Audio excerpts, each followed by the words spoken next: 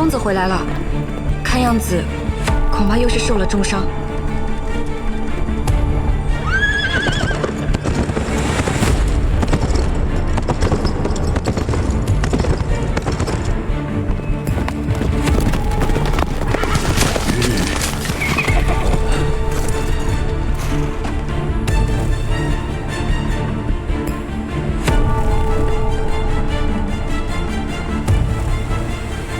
姑娘气质非凡，想必是薛国主了。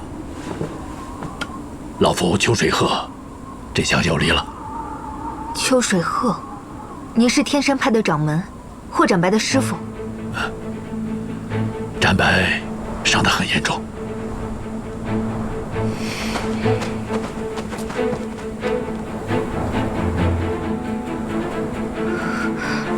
愣着干什么？还不快送进谷里！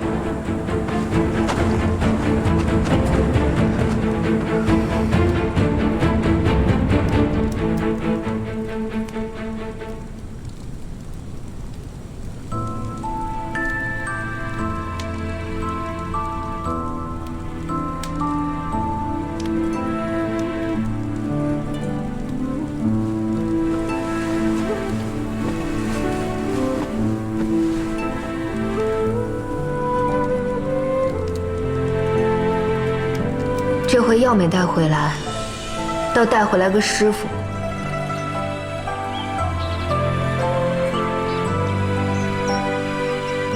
爹，婴儿，墨儿，墨儿叫外公。外公，外公，你怎么在这儿？外公是来看墨儿的啊！外公看看，长高没有？长壮没有？啊，长高了啊！长高啦！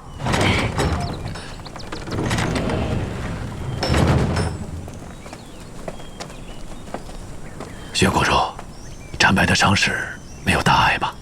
他的伤势已经稳定下来了，需要等他苏醒过来再进行医治。哦，爹，这是怎么回事啊？哎，本来展白到天山派找我去取龙蛇草，我听说你和墨儿也在药师谷，就想跟过来看看你们。没想到路上遇到元义公杀手刺杀，展白为了救我，负了重伤，是我连累了他。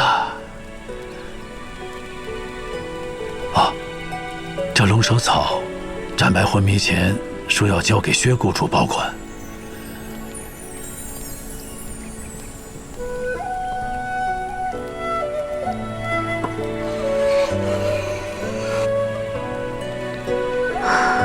终归还是为了驯养。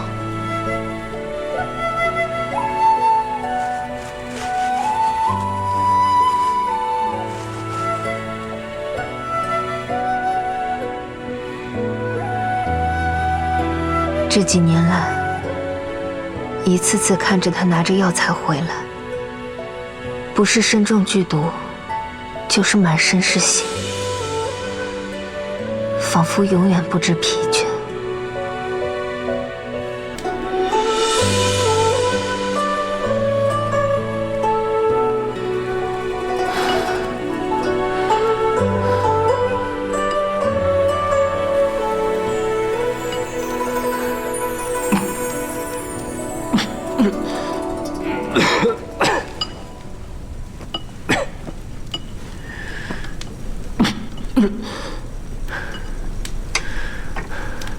我是你师父无案，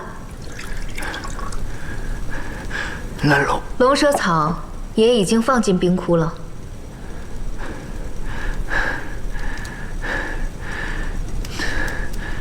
你怎知？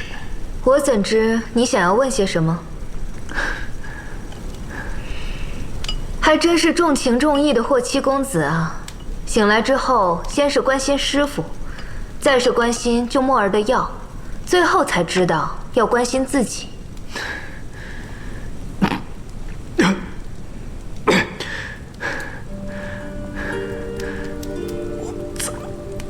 说不出话了。你喉部受损，落下了终身残疾，说起话来就会像刚才那样，喉咙感觉痛如刀割，并且气息不足，音哑难听，搞不好日后便成了个哑巴。不过也好，你之前呢总是日出千言，不损自伤，以后正好少说点话，既不聒噪，还能落得一个寻药救人、重情重义的好名声，值了。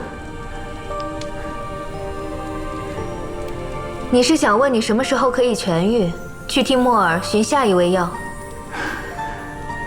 得在谷里待上一阵子。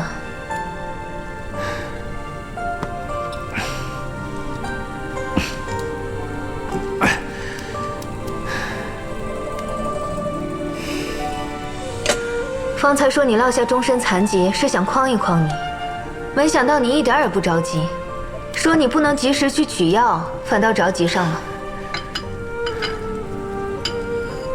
这回你应该不着急离谷了。莫尔和秋水夫人已经来到谷中，转过去，把肩露出来。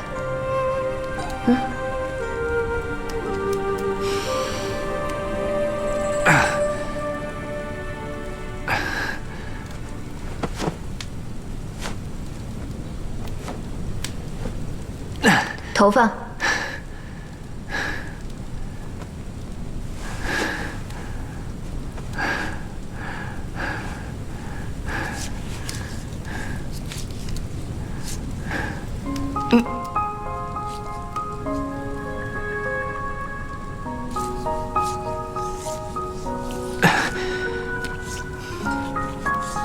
别乱动。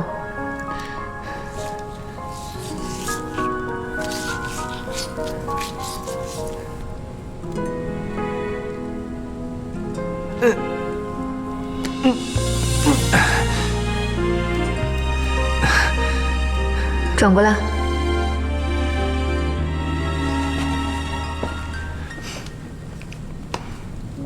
风吹雪落，眉香如檀，而你以为深深满。那影几闪，而心思绪不完。云间皎月，攀过流年。孤身入烟，赴长夜，命运沉沦，漩涡之中深陷。世间一缕光是你的模样，不恋一时狂志就不忘。你掠过熙攘，化身为希望，藏几寸泪光如何能相忘？世间一缕光是你的模样，循着你方向一路通往。笑与泪间恨爱与恨茫茫。刮痧不是一味的用蛮力。烙心上。世间一缕光是你的模样，循着你方向一路通往。笑与泪间恨爱与恨茫茫，红了眼眶，烙心上。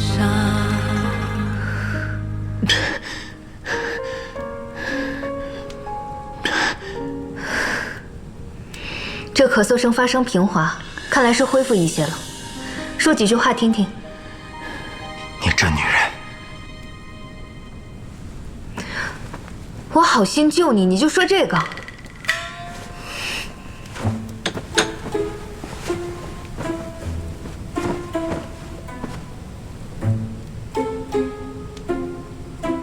哎呀，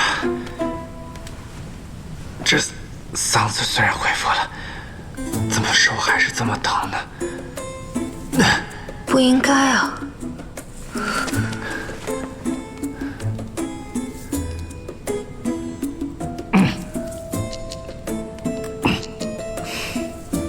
看来这次的确严重了很多，要在谷里多待几个月，半年吧。不疼了，瞬间就不疼了。不疼了？对啊，血谷主果然是药到病除，妙手回春呢。多谢。哦。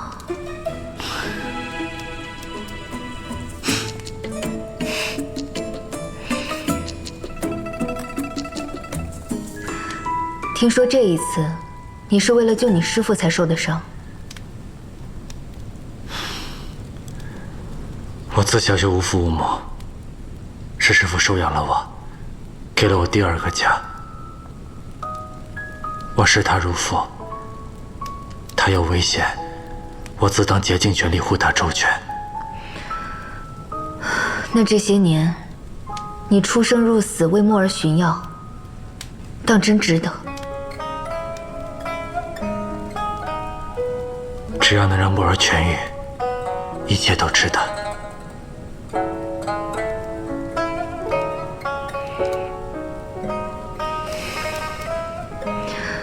你此次元气大伤之后几日要好好静养，记得服药。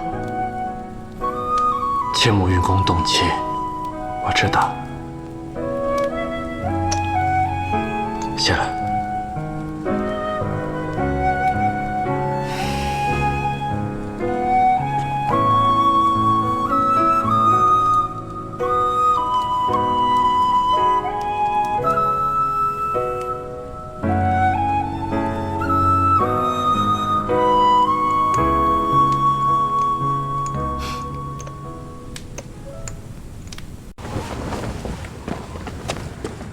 师父，展白，师兄，你醒了。师妹，伤势如何？没有伤及脏腑吧？师父你放心吧，血谷主医术精妙，休养一阵子便无碍了。哦，好。霍公子，几位先聊，我们先行告退了。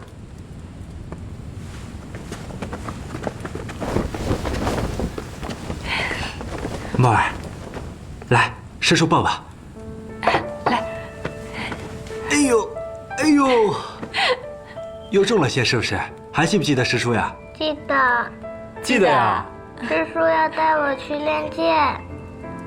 好呀，等师叔伤好了之后，就带你练剑好不好？好。墨儿，娘亲抱。来，师叔伤还没好呢。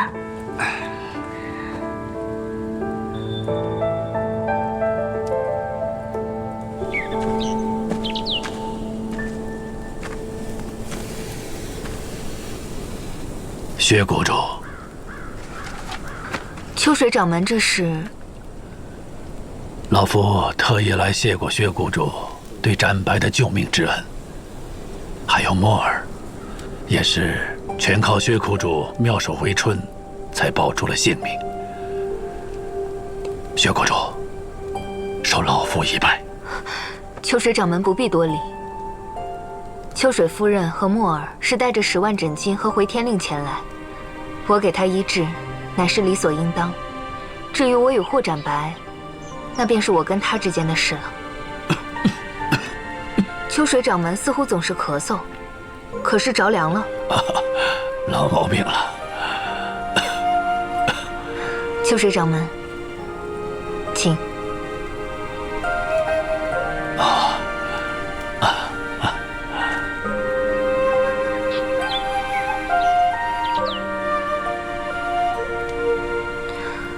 秋水掌门的咳嗽是多年痼疾，我不一定能医。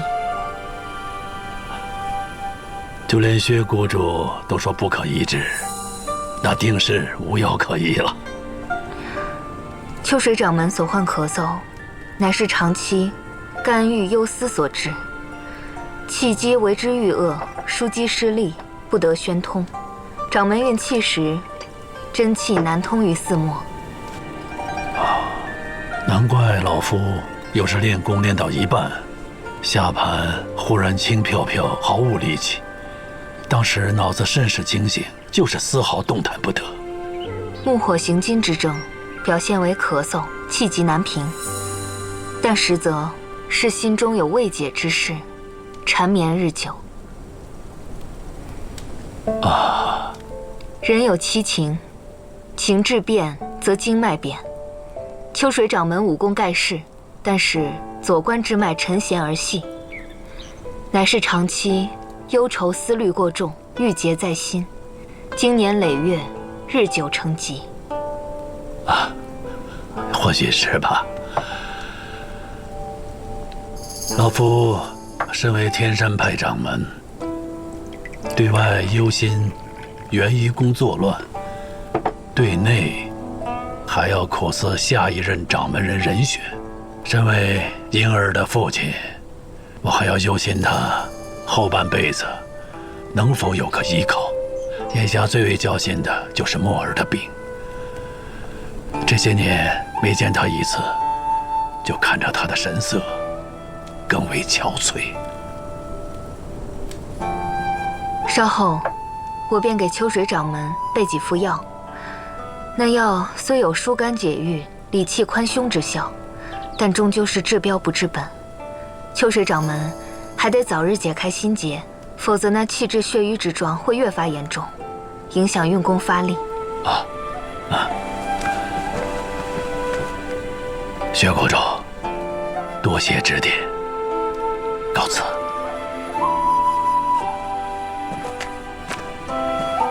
怪不得霍七如此，只师徒二人一个模样。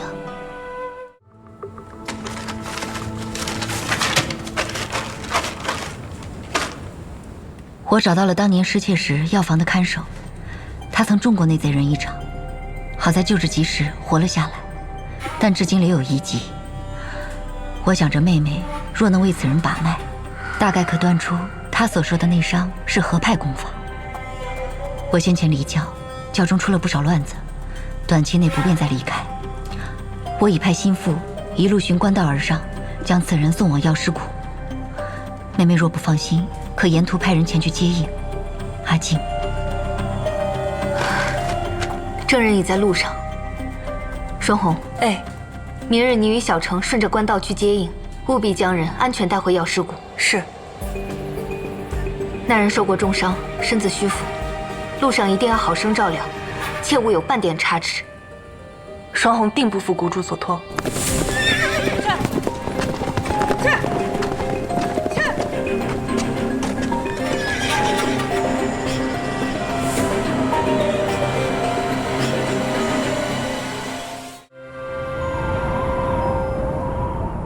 徐墨儿，师叔今日就把剑法交给你，你一定要集中注意力，认真看，认真学。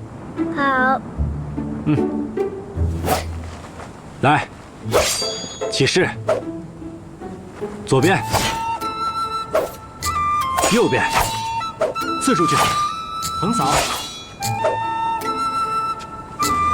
好，再来。墨儿，来，这一招肩要沉，肘要平，别动。对，摆好。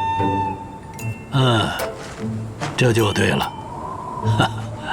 师傅，徒儿有什么地方做的不对，那都是因为师傅教导无方。徒儿谨遵师傅教诲。还记得我年少时，师傅教我剑法的时候，可比现在的我严厉多了。怎么翅膀硬了，都敢埋怨师傅了？徒儿不敢。战白啊，你能有今天的造诣，都是因为你有极高的天赋。为师呢，不过从旁教导罢了。但是，你始终要牢记师傅对你说过的话：为人做事，都不能愧对手中的这把剑。徒儿谨记。徐墨儿，我们再来。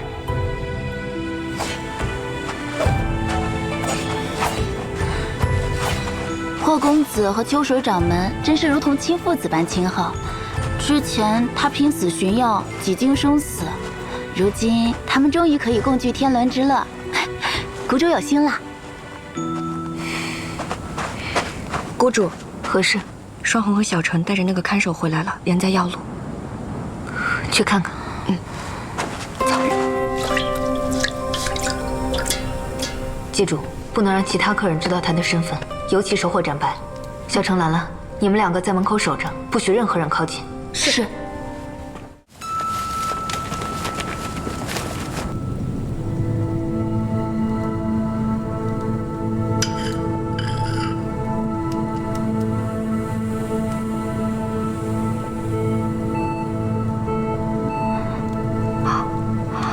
醒了，谷主，醒了。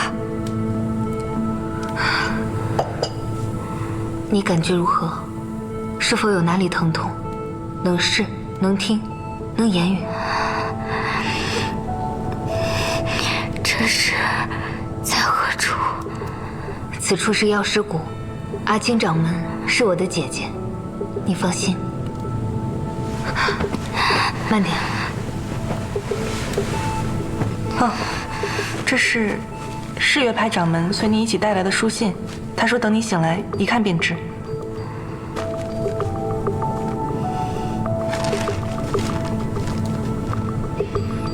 掌门皆有所命，在下对薛谷主必知无不言。你可记得当年偷盗毒缠杀之人的样貌？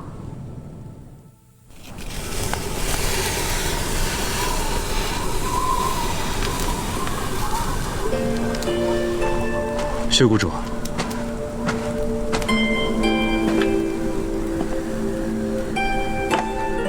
向红尘都喝惯了，不如今晚尝尝我这个。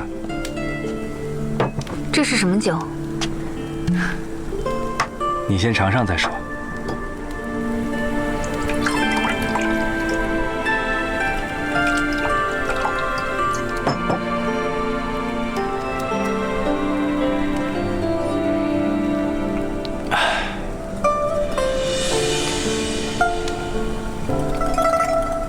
怎么样？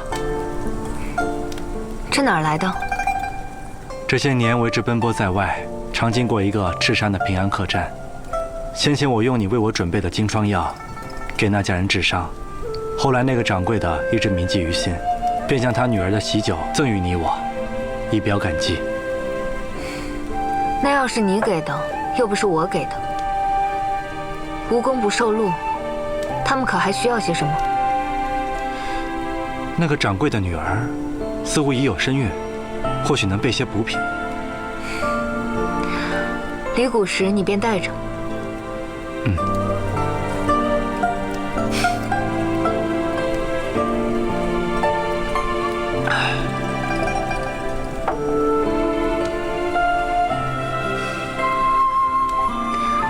只是喝酒，有些无趣，不如我们来这个。你还会这个？你若是赢了我，赢一次，我便答你一个问题；你若是输了，便答我一个问题，如何？怎么，怕赢不过我呀？谁怕你了？来，先把酒倒上。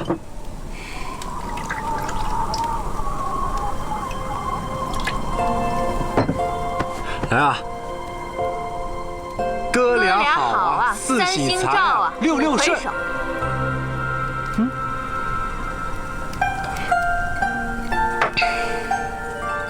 问吧。师傅送我回来那天，听说你下午在谷口，而且停留了片刻，不知薛谷主是在等什么呢？风绿那个丫头又多嘴了。薛谷主，现在是我在问你问题。你的问题是什么？所以薛谷主是在等什么吗？嗯。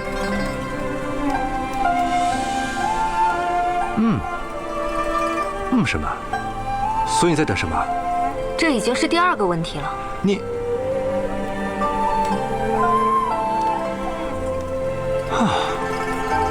再来。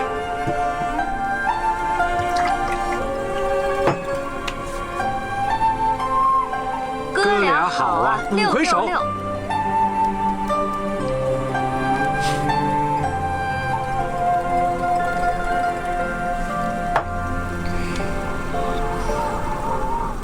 所以薛谷主是在等什么呢？我啊，在等一只傻狍子。傻狍子？这林间有一只傻狍子，终年跑来跑去的，每一次受了伤，便会趴在药师谷门口。我在等他。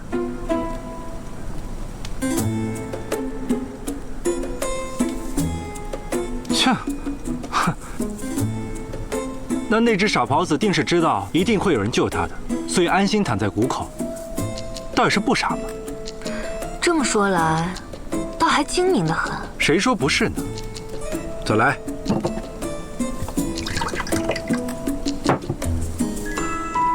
哥俩好啊，8匹马。红。你输了，快，喝酒。赢了倒是挺积极。文吧，你实话实说，你是真的没有钱还债吗？你就想问这个？不然呢？你半夜摆酒至此，还跟我喝酒划拳，我还以为你有什么重要的事情要告诉我呢。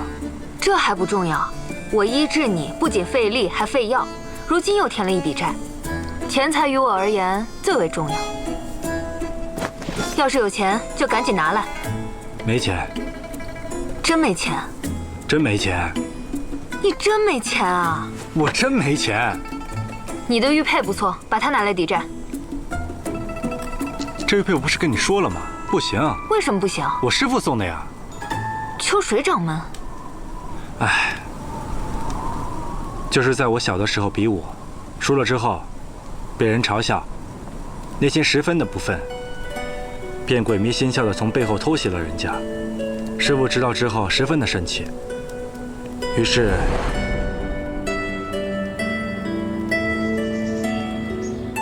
习武之人，输赢实属末流，所重者武德也。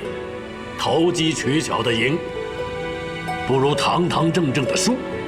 偷袭乃小人所为，你可记住了？记住了。为师托你，一起受罚。师傅，一日为师，终身为父。师傅。受徒儿一拜。知错能改，善莫大焉。好徒儿。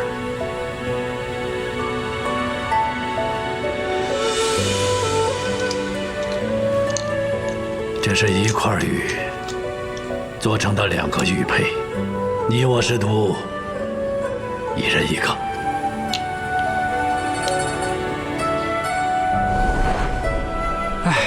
我怎么知道你不是舍不得给我，故意扯谎抵赖？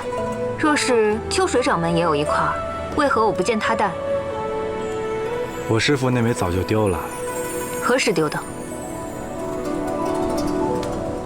你为何突然关心我的玉佩呢？我是怕他入谷之后丢的，到时候赖上我药师谷。数年前就丢了，赖不到你头上。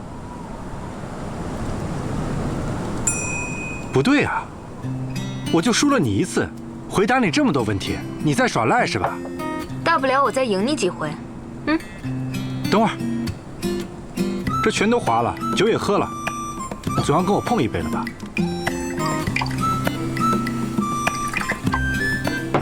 来。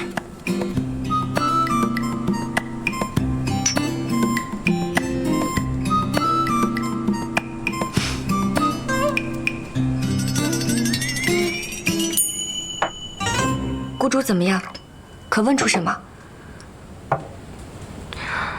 那块玉佩是秋水掌门给他的，秋水掌门也有一块一模一样的。那偷盗毒尘沙之人，竟然是霍七公子的师傅。秋水掌门的那一块玉佩，在若干年前就已丢失了。哼，是真丢失了，还是心里有鬼？那块玉佩，当年若是真丢失了，被凶手捡去，也未可知。但若偷盗毒禅沙之人，真是秋水鹤本人，此事尚有蹊跷，不能妄下断言。我需再设法试一试秋水掌门。可霍七公子也在谷中，怕是难以周全。霍七公子是深明大义之人，自然是以公道、针线为重。他视秋水鹤为父亲，情感之深，羁绊之重，便如我对魔家村的乡亲们，浓于血亲之情，我自己都很难放下，更不想强人所难，逼他割舍。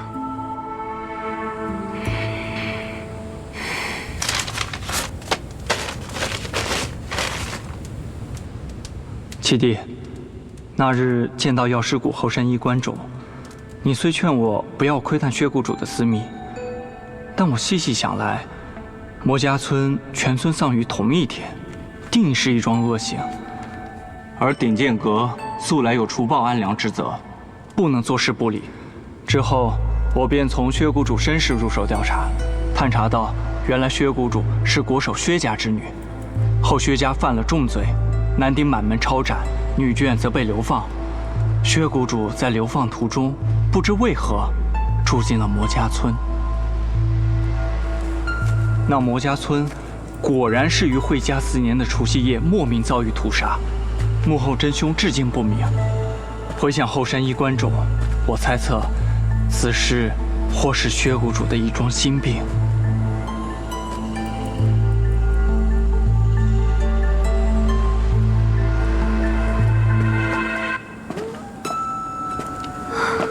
你来的正好，我正要去找你呢。你的伤已经恢复得差不多了，这就可以离谷了。还有，这个酒壶是你上次落在谷中的，这次可别再落下了。这边就可以出发了。伤都好了，为何还不走？难不成你真打算赖在我这谷里了？也是，是该出发了。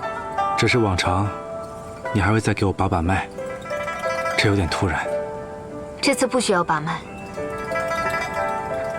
对了，你来找我是有何事啊？我是想问你，什么？没什么。这段时间，多谢薛谷主的关照。我离开之后，师父和师妹也得劳烦你多多关照了。那是自然。早点休息。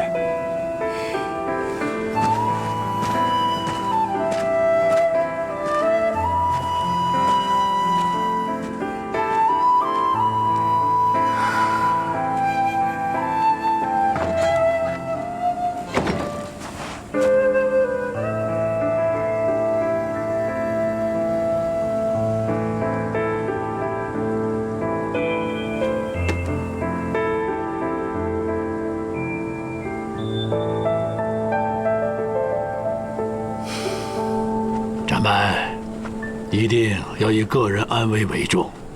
待师父处理完门派药物，便如之前所说，和你会合，一同寻药。师父，你放心吧，我定会赶在你之前将药找齐的。你这孩子，师兄，你一定要照顾好自己。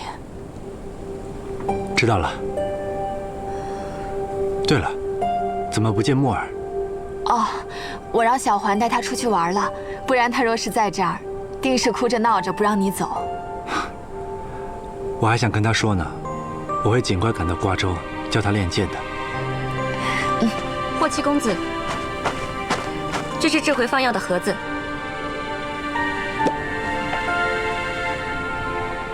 风绿姑娘动作倒是挺快。那是自然，谷主吩咐的。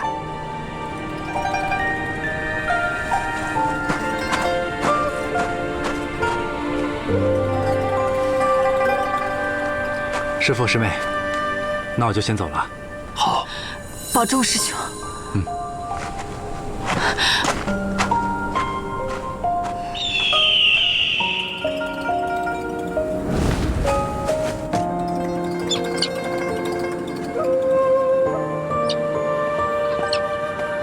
嚯，这么多药！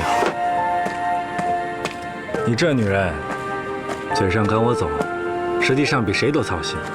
准备的要比上次还多，这是怕我死在外边吗？说起来，好像还是第一次主动让我去寻药。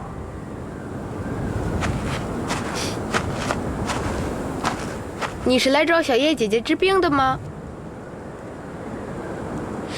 你是龙门村那个小男孩？对呀对呀，你怎会认识我？可是小叶姐姐跟你提过。有人跟我说，你最怕扎针了，对吧？今日天寒，为何独自入谷呢？今日初一，小叶姐姐平日里都要去龙门村义诊的，但双红姐姐说今日谷中有重要的事情，来不了了。李爷爷要我活动活动筋骨，所以派我来送。重要的事情，果然有蹊跷。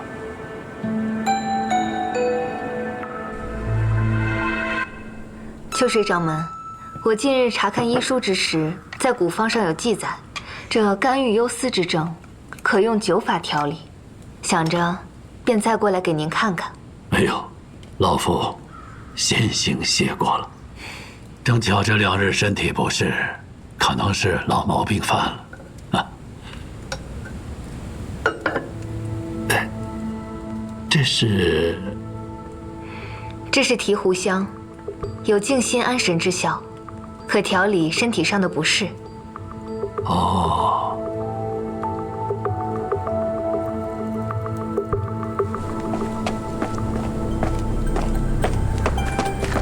风律，那边如何了？小陈已经带秋水夫人和墨儿去夏之园泡温泉了，我们会尽力拖住他们，为谷主争取时间的。你那边呢？谷主已经在秋之院了。霍七公子虽然走了，但秋水夫人还在，还是要小心，不能让他察觉。放心吧，万一出现什么变故，记得及时提醒谷主。好，走。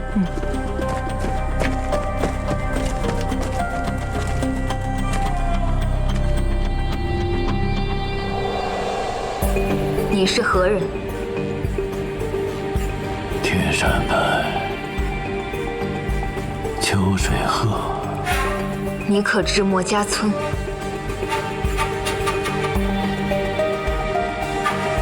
师父，师父，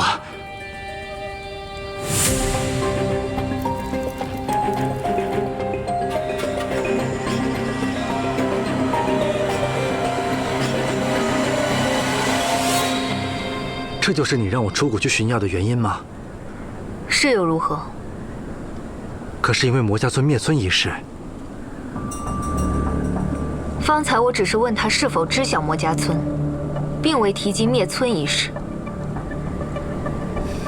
四哥在谷中的时候，曾误入过后山，觉得此事不简单，便查询了你的身世，并且告诉了我。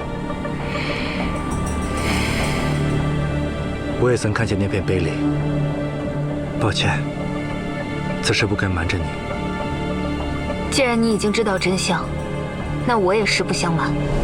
我在那人身上见到了一枚玉佩，那玉佩样式罕见，若是能找到那枚玉佩，说不定能有些线索。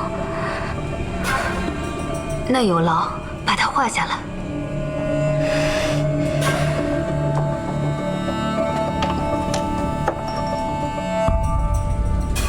这枚玉佩似乎在哪儿见过，和霍展白身上佩戴的那一块一模一样。魔家村灭村一事，我查了很多年，与你腰间的那块玉佩息息相关，而与你有同一款玉佩的，就是你的师父。所以那日喝酒划拳，你是想从我口中得知这玉佩的来处？为探真相，我只能这么做。以你的立场这么做的确无可厚非，但我相信我师父的为人，他绝对不可能滥杀无辜，更不可能做出灭村那般恶事。他的那枚玉佩早已丢失，或许是有人捡到了，故意栽赃陷害呢。丢失一事，口说无凭，万一是他信口胡说，诓骗你呢？不可能，这当中定有什么误会。所以我才要用观心之术查出真相。薛谷主，你敢拦我？你要是敢插手此事，休怪我翻脸无情。就算要问，也该当面问个清楚。你能给我1天时间吗？魔家村与你，就如同天山派与我，换做我是你，我也定会问个清楚。我又怎会拦你呢？但他毕竟是我师父，我又怎能眼睁睁看着你对他使用观心术呢？再者说，如果真凶不是他，待会儿他醒来之后，只会发生冲突，局面只会更糟。你给我1天时间，我一定给你个交代。你与他师徒情深，不便插手此事。正是因为师徒情深，才更应该由我来问。让我来证明师父的清白，好吗？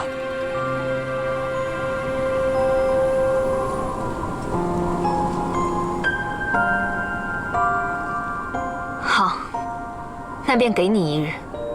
但在查出结果之前，我会命人随时盯着秋水鹤，绝不让他离谷半步。师父。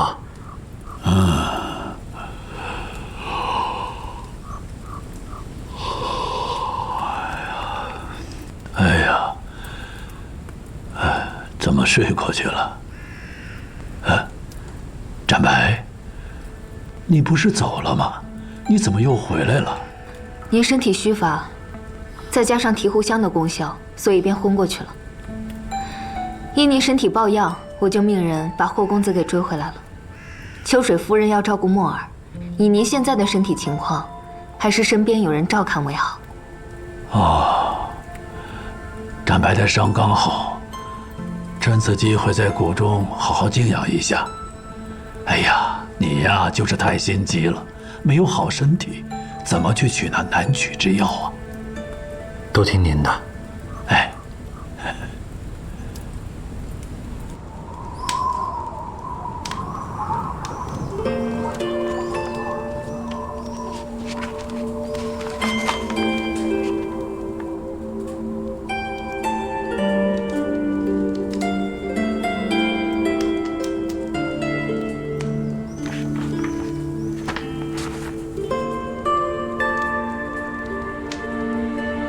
子夜，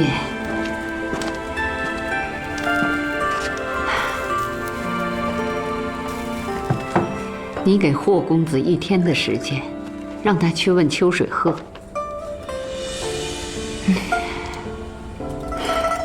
霍公子是个懂得大是大非的人，既然他主动提出来要问，说明他并无偏袒之心，只是想查明真相。若当年的事真与秋水鹤有关，他亲自知晓，总比事后由他人告知的好。子夜，你把霍公子支开，是怕他为难，希望他能了解你的心思。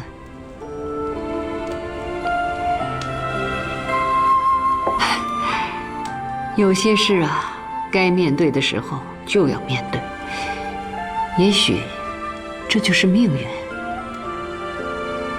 只是不知道秋水鹤如何回答呢？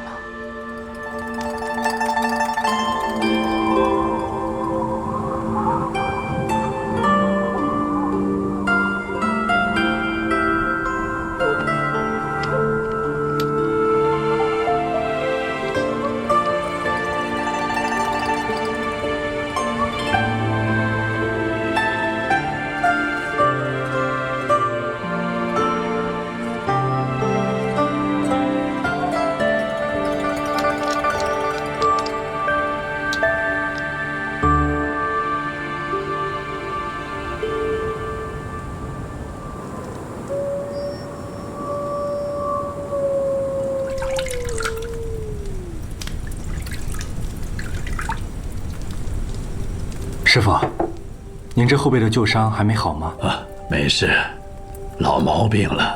我帮你揉揉吧。哎，不用，就是偶尔这种阴湿天气的时候会酸痛一下，啊，没有大碍。要不是我当年贪玩，从悬崖上摔下去，也不会让您因为我受了这伤。都过去的事了，不提了。哎，展北，这么晚来找我，你可有什么急事啊？没事儿，就想跟师傅多待会儿。是啊，自从你去了顶剑阁，你我师徒二人见面的机会越来越少了。师傅，其实这些年我行走江湖，一直谨遵您的教诲，也认识了很多志同道合的朋友。你是说顶剑阁的那些兄弟们？除了他们以外，还有华山派无极宗的师兄弟们，还有一名女子。哦，这个都未曾听你说过吗？是世月派的阿金掌门。阿金掌门？没错，木儿的药方里有一味药叫七叶明之，是他们世月派的圣物，所以才和这个阿金掌门不打不相识。这个阿金掌门性子爽利，不输男子。若是有机会啊，我带阿金掌门跟您认识认识。不必了，为师与阿金掌门曾经有过一面之缘。啊，师父也认识阿金掌门。当年世月派掌门继任大典，我随同南宫阁主、林公主一同前往。那时候阿金掌门刚刚继任，正如你所言，他虽然很年轻，但是行事干净利落，给人的印象非常深刻。当时阿金掌门知道我拿走了他们教中的圣物，甚是恼怒，于是拿出了2杯毒酒，让我和薛谷主喝下。幸好那杯中物只是寻常毒物，并不是世月派的毒禅砂，也算是饶了我一命。待改日，为师一定登门拜访。谢谢阿金掌门手下留情，将七叶明之赠与墨儿治病。说起阿金掌门，他继任那年，应该也是会家4年。正是会家4年，怎么了？魔家村一事，也是会家4年。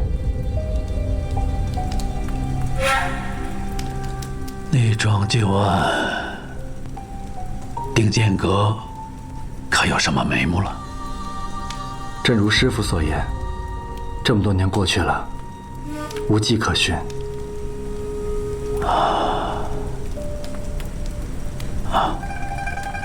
我记得师父那枚玉佩也是会家4年丢的，可是丢在了世月派。谁同你说的？我玉佩是在会家4年丢失的。啊，难道是我记错了？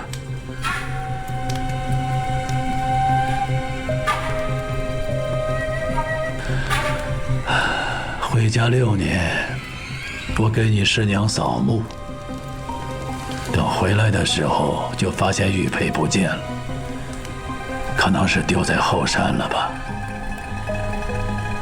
可后山那么大，怕是难以寻回。师父会……你今天晚上怎么了？问东问西的，我看你不像是和我来叙旧的，像是在审问我。徒儿不敢。行了，时候不早了，为师也累了，你回去睡吧。那师父早点休息。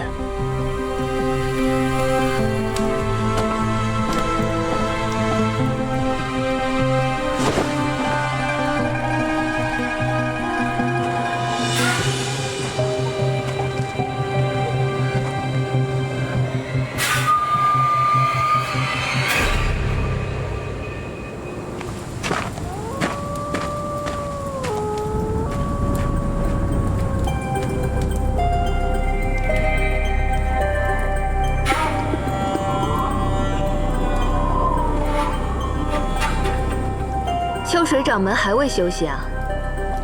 哦，薛谷主。秋水掌门深夜在此，不知是为何？啊，掌门看起来似乎有什么心事。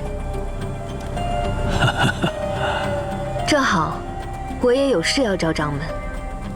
您是江湖当中的名门正派，德高望重，明日可否替我做一个见证？作何见证？掌门可知，这药炉中的病人是谁？是谁？一位誓月派的看守。誓月派的看守，为何会在此处呢？霍公子之前恳请秋水掌门去查探魔家村一事，您可还记得？啊，确有此事。难道魔家村一事与谷主有关？我也是正在调查此事。魔家村灭村之时，歹人便用了誓月派特有的毒禅砂，但是经我调查之后，发现这毒禅砂乃是别人当年从誓月派当中偷走的。我已经救下了当年看守誓月派药房的守卫，他曾与那个歹人交过手，若是他醒过来，便可以认清那人的真面目，也可以查清当年的真相。恳请秋水掌门明日替我做个见证，无论那个歹人是谁，我都要在天下人面前讨回公道。主持正义，老夫责无旁贷。哎呀，这可惜啊！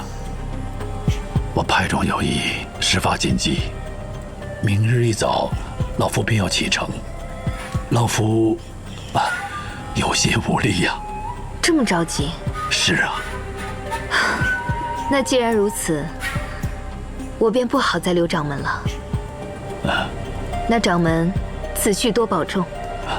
薛谷主，告辞了。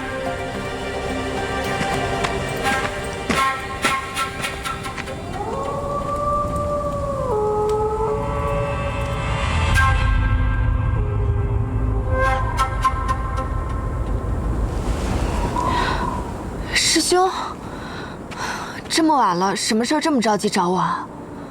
师妹，你可知道这枚玉佩？这不是当年爹爹送给你的玉佩吗？你俩一人一枚，一模一样。没错。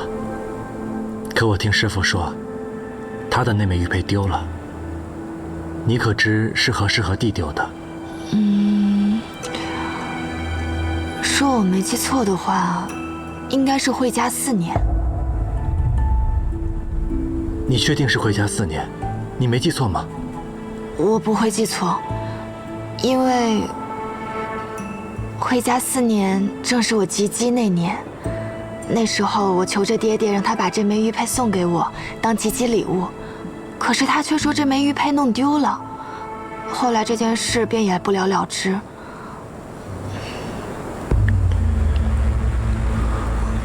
师兄，师兄，你怎么了？怎么突然问起玉佩一事啊？没事，你早点休息。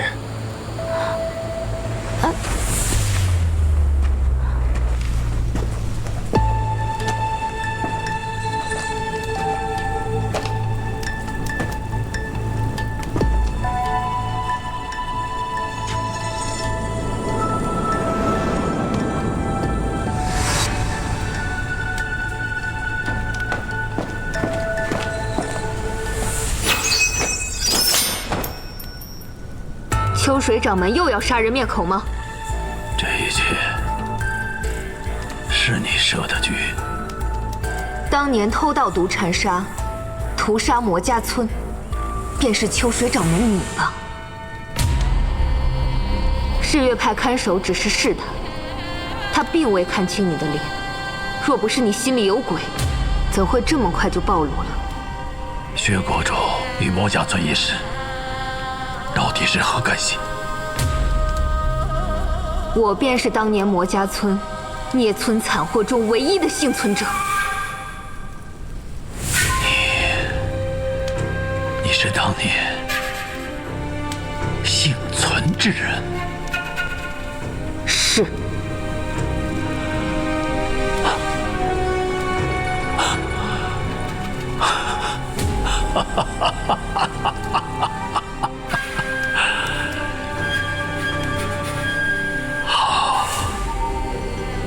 好，终究是逃不掉。终究逃不掉。秋水掌门的言下之意，便是承认了当年的罪行。当年之事，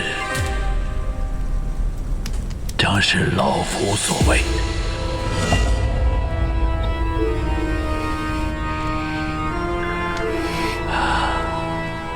我也早已不想再受当年那时的折磨了。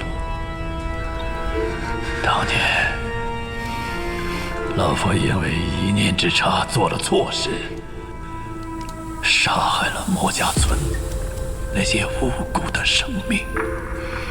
当年究竟发生了什么？回家4年，老夫带人前往魔家村，只为找个孩子。听闻这孩子体质独特，身怀奇功，可大大增益我派实力。没想过要伤害他们，没想到突然出了乱子。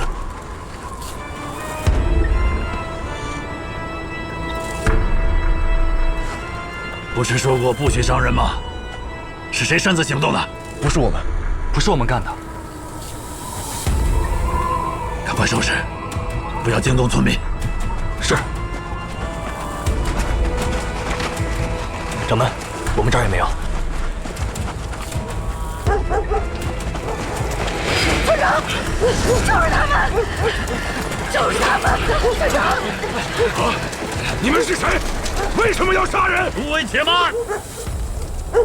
诸位，我们中间或许有些误会，我们无意杀人。什么误会？人就是你们杀的！村长，你看，富国的尸体就在那儿呢。掌门，要不我们杀出去吧？不可，我们此行还有别的目的，不能一再伤人。走！不能走！不能走！不能走！着火了！着火了！着火了！你们杀了人，现在还放火烧村子，他们这是把咱们往绝路上逼。他们介绍是雪莲花，你们是天山派的人。素闻天山派是名门正派，为何要在我们这小小的村里边随意杀人呢？我们定要到鼎剑阁讨个公道。掌门，这可如何是好？若事情传出去，咱们天山派可就无法在江湖上立足了呀。随随便便杀人，这还得了？有没有王法？枉为名门正派。对。村长，先走吧。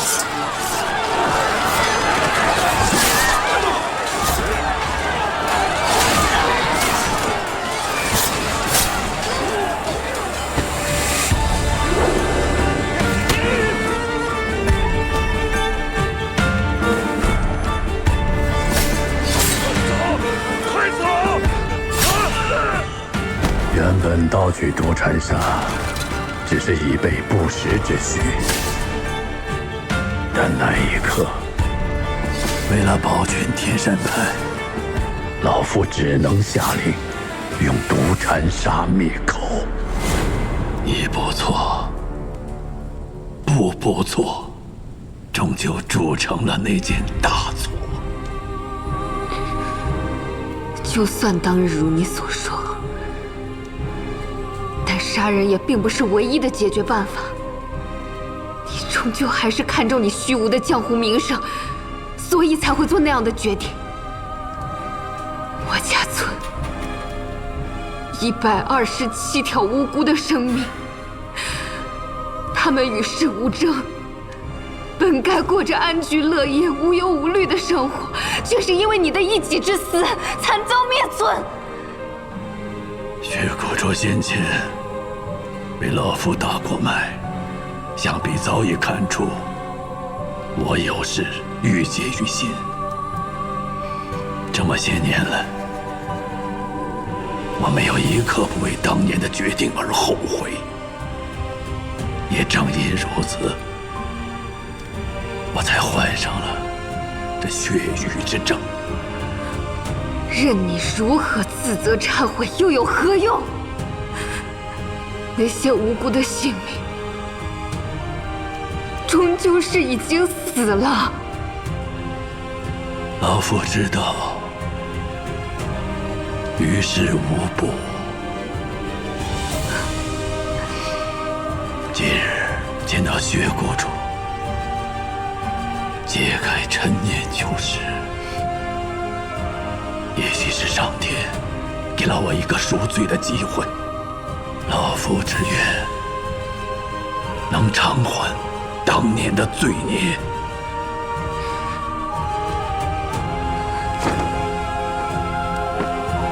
薛国主，老夫对你诚心忏悔，绝不逃避。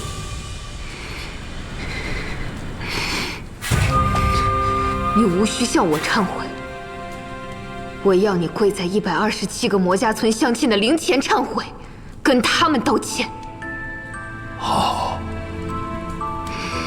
我还要你当众自陈罪行，公开悔过。不可。有何不可？老夫罪有应得，但凭薛国主处置。但若要老夫当着天下人谢罪，那是要毁掉天山派的名声，老夫绝不同意。还望薛国主不要牵连天山派。到底是天山派的名声，还是你秋水鹤自己的名声？薛国主如何告罪，岂是由你说了算？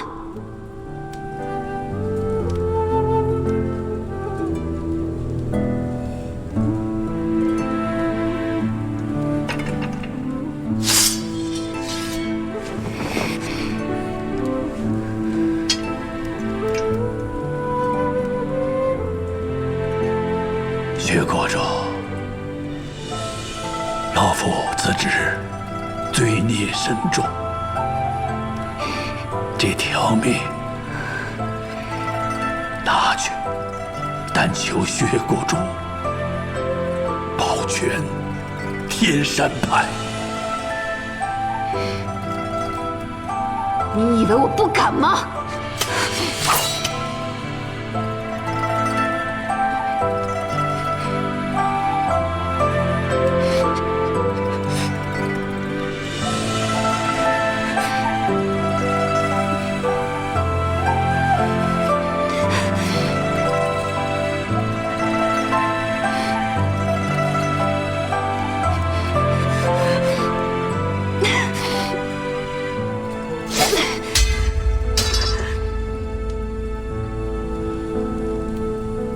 你死了，一了百了。但是魔家村127个冤魂依旧沉寂，不得昭雪。我不会杀了你，我要你当众认罪。这么说，你是非要老夫公开认罪？别无他选。这都是你逼我的，老夫也只能再做一回。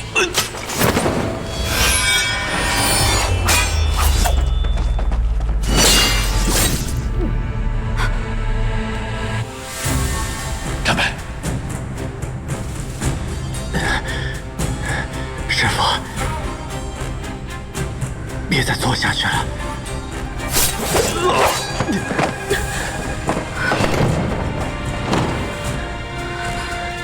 他没伤到你吧？没事，你呢？我也没事。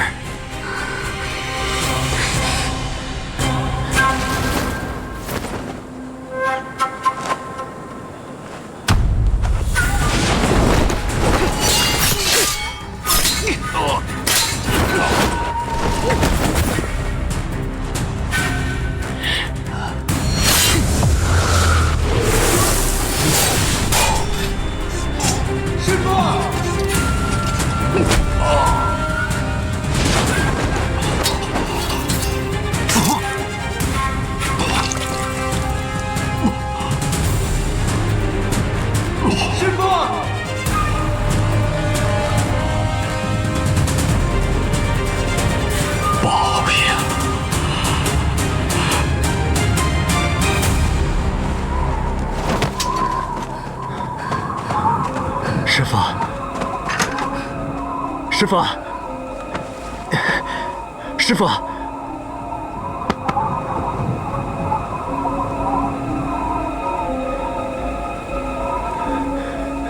师父，师父。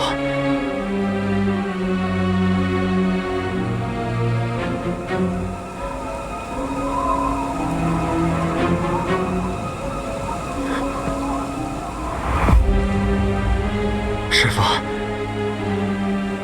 师父，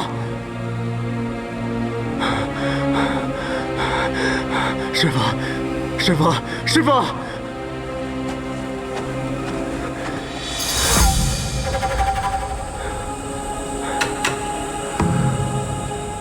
他呼吸暂闭，但气满，还尚有一丝生气，并未真的气绝。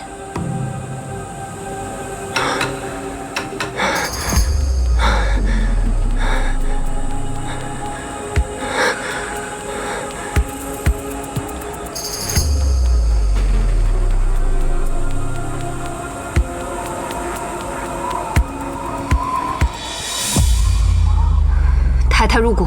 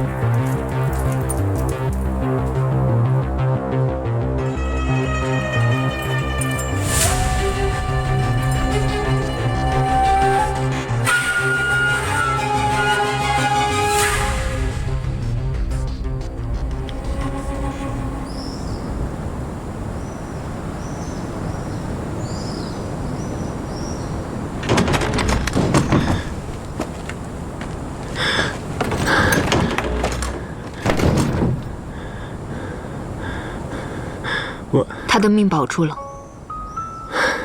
谢谢。嘘。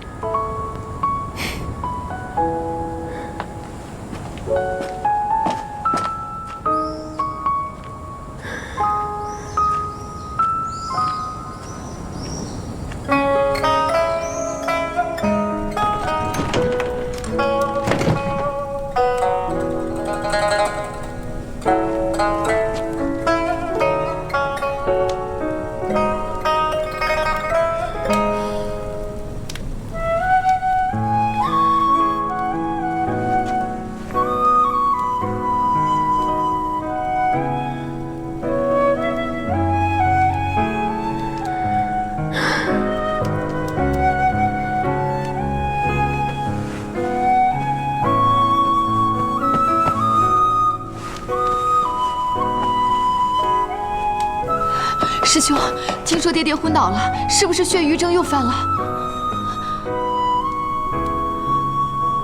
怎么会伤得这么重？到底发生了什么事啊？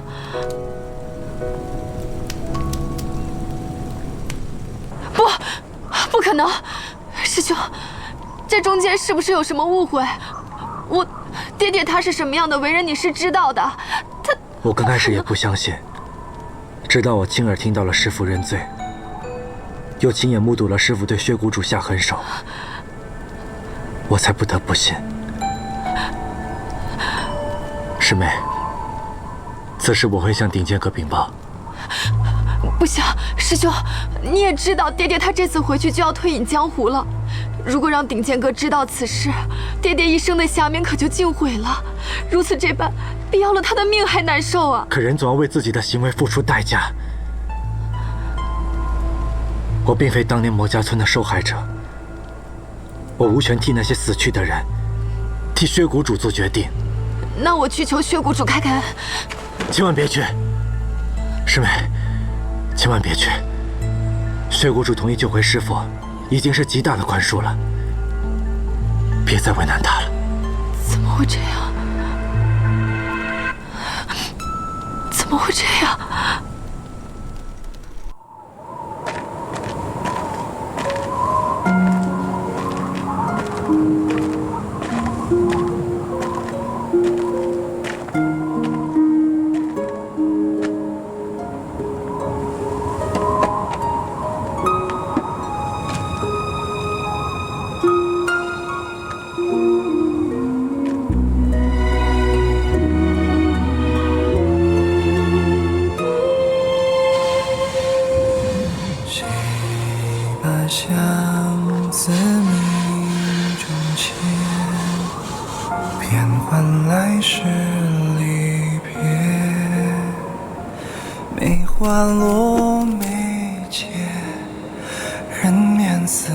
雪环，我终于拨开了当年的迷雾了。这壶酒已为故人。被默写人间卷土长夜，此去经年，念君如明月，遥望无言无眠。谁把相思铭中签？不求君知心悦，问尘缘明灭，梦里烟花现，执手一程一了夙愿，执手一程一了夙愿。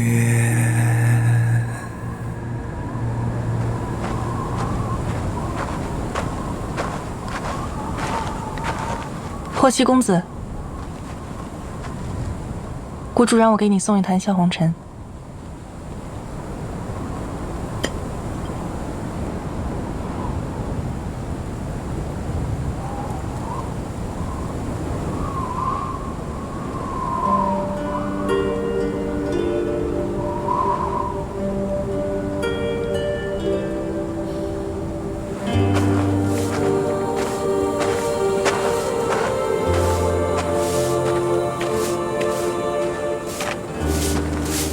宁伯伯，霍公子，啊，子夜他不在这儿。我是专程来找您的。找我？宁伯伯幽居此处，却一向耳目通明。想来这几日谷里发生的事情，您早就知道了吧？长辈之过，真是难为公子了。血谷主并未让我插手此事，又何来为难呢？既你知道了真相，以公子的性情，定会难过的。因此，子夜多次找我商议，苦心地将你支开。血谷主的确为我考虑良多。那是因为他跟你一样。如果这事儿换作是霍公子的话，定会像他一样考虑。只可惜，我不能与他异地而处，更无法分担他半分痛苦。公子不必自责。他虽对我说，过去的是一笔勾销，但我心里清楚，他是念在我和他之间的朋友之意，怕我心中有负担。可在他心中，定是苦楚万分。亲手救下仇人，任谁都躲不过心中的煎熬。我只是希望他别把一切憋在自己的心里头，独自难受。公子既然清楚，何不当面劝慰，而要找老身呢？晚辈毕竟是他灭村仇人的徒儿，多有不便，所以此番前来，想邀请婆婆帮忙走一趟，宽慰一下薛谷主。难得公子有心，子夜的事，老身责无旁贷。那就先谢过婆婆了。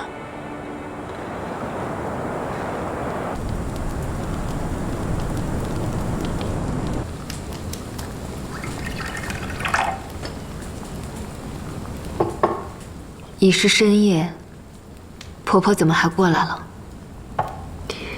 这些天发生了那么多事，我来看看你。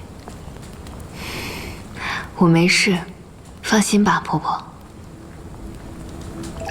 子夜，你18岁，执掌了药师谷，于世人眼里，你是治病救人的神医，遇事沉稳的谷主。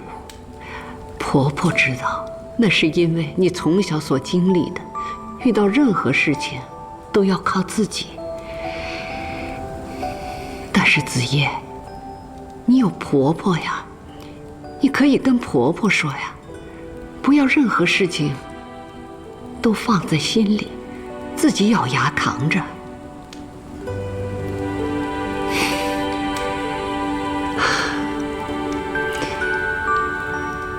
你是在为救秋水鹤的事伤神，觉得愧对了魔家村逝去的乡亲。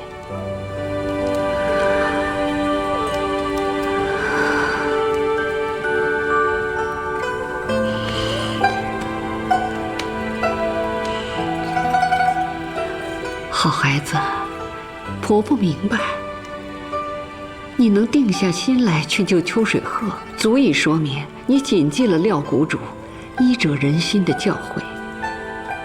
你首先是个医者，其次才是薛子夜。你的善心，乡亲们在天之灵定能理解的。谢谢婆婆。这世上有许多事情都是在一念之间，善恶，相信啊，善有善报，恶有恶报，只是看自己如何选择。其实我今晚来呢，是受霍公子之托。他知道啊，你心里有些话不方便向他倾诉。我确实不知道该如何面对他。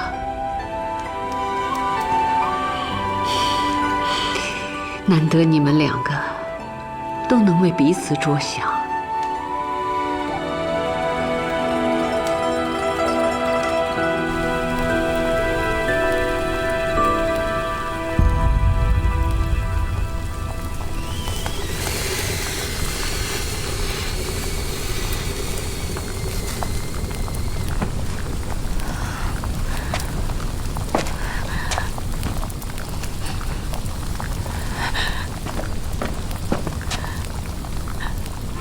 薛谷主，秋水夫人这是做什么？快起来！薛谷主，你先起来，有什么话起来再说。这一跪，您务必得收下。我爹爹之前犯下了那样的大错，伤你至深，您却还心怀高义，救了他的性命。爹爹他身负于你，却又蒙你大恩，我身为女儿，理应为他赎罪，替他报恩。你先起来，快起来！秋水夫人不必道歉，一人做事一人当，不能子代父偿。秋水掌门已无大碍，好好照看。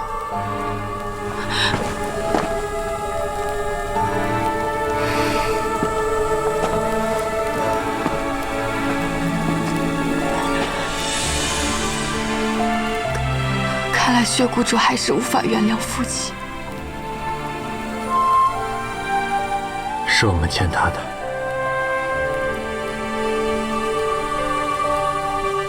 霍公子，夏公子和周公子都到了，他们往东之馆去了。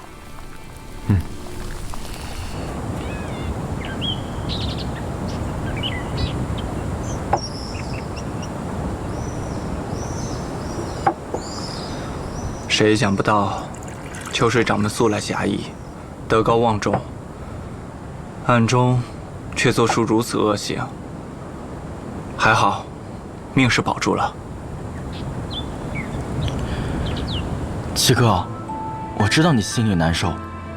虽然是秋水掌门一念之差，可魔家村这100多号性命也回不来了。老八，你要不会劝还少说2句啊？老七，你心里说秋水掌门不愿意公开认罪，我们把他带回去，一切由阁主定夺吧。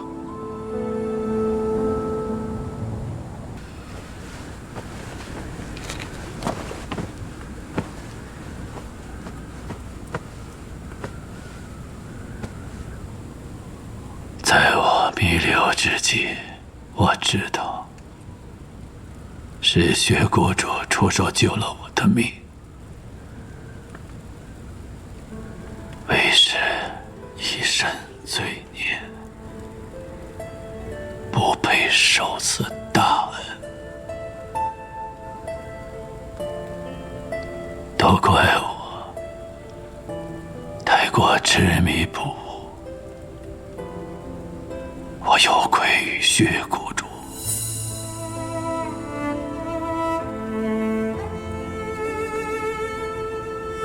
战白，你去对薛谷主说，我愿意公开对墨家村所犯下的罪行向天下人谢罪。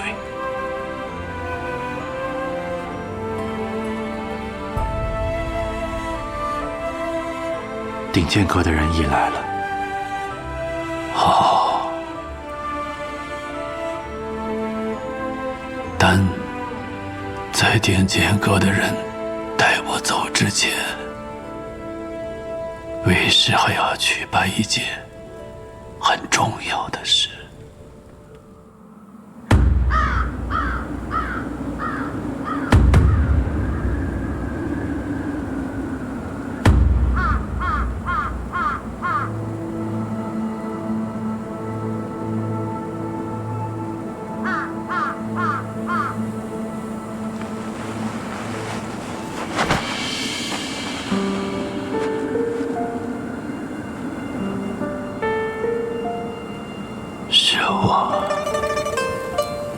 是我对不住你们，我犯下的罪，百死难赎。我愿意前去顶剑阁，接受我应有的惩罚，将我的罪行公之于众，受天下人的指责吐骂。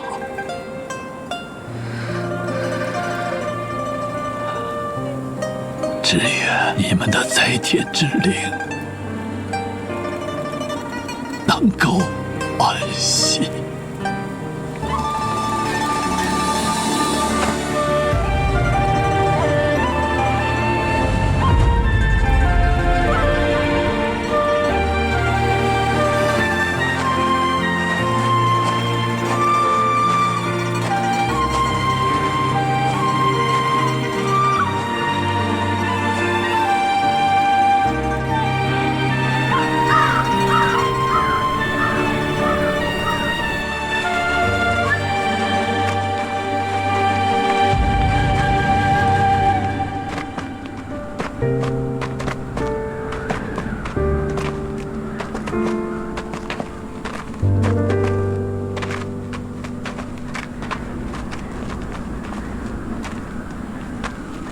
师父。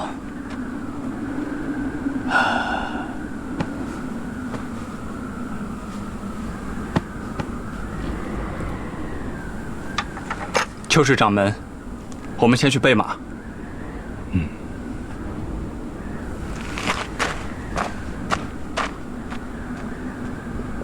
战白，不知你还记不记得，在你9岁那年，曾经说过，未来要当一名大侠。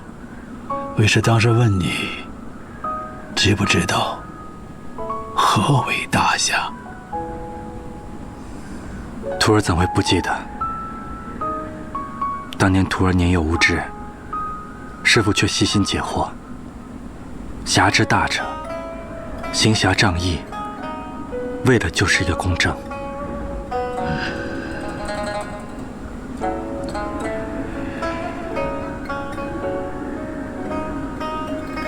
为师因为一时贪念，犯下了滔天罪孽，已经是不可饶恕。又因要掩盖恶行，再生害人之心，因而有薛谷主和你，才止住了我的歹念。战白，我知你重情重义，切勿因此而自责。师父不会怪罪你，反而庆幸你下定决心将为师交给顶剑阁。你记住，日后无论到何时，都要以侠义为重。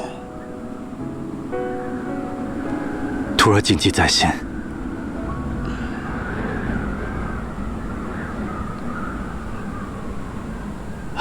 只怕为师要食言了，以后的药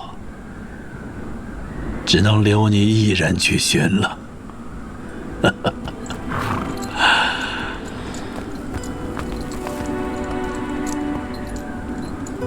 就送到这儿吧。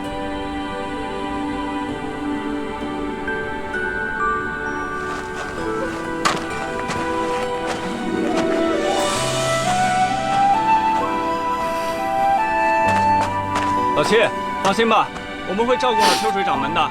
等到了顶剑阁，我再传信给你。拜托了。